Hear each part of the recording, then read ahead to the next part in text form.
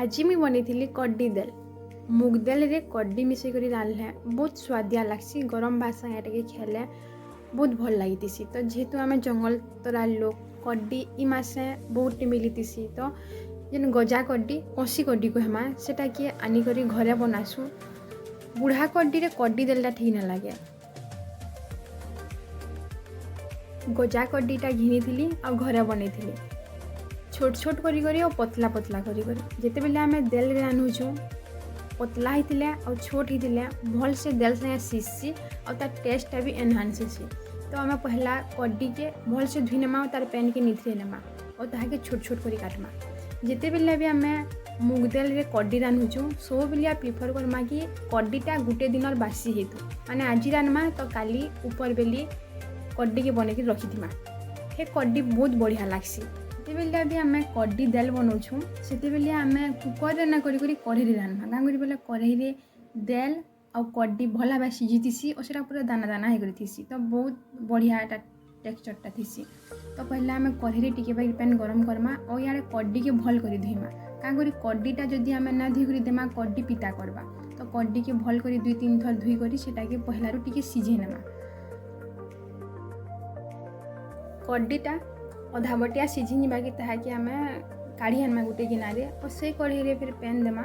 Pan गरम है आम जेनते दाल रांधसुँ से मुग दाल पकामा हल्दी पकामा और किसी माखन भी देमा। मत माखन की बैंगन दाली पकईक रांधला भल लगसी तो मैं माखन दूसरी आज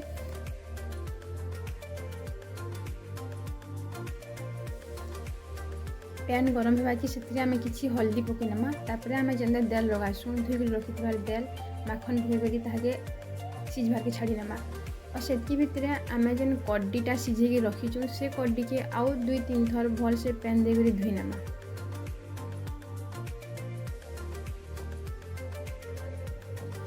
जेहेतु कड्डी दिनकर आगरू कराई तो दरद दरद खेले कड्डी पिता करसी से आम सब कड्डी के भल कर धोईमा और दाली देमा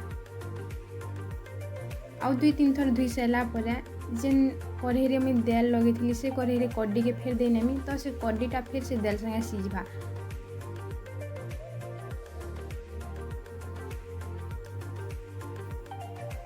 कड्डी दे सारापर स्वाद अनुसार से नून दे नमा और सेटा के खापी नमा 10-15 मिनट बागी कड्डी आ दाल दुईटा संगे भल कर सीझबार। तो सीझी गलापर आम सेटा के अलग गोटे जगार काढ़ी आनमा आ दाल के परझीमा किसी नहीं से खाली सुरसो लहसुन और सुखा मिर्चा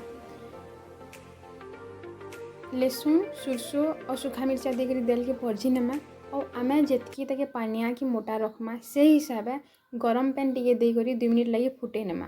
तापर रेडी हो आमर कड्डी दाल जेनटा कि गरम भात संगे खाई देखिए बहुत टेस्टी लगसी।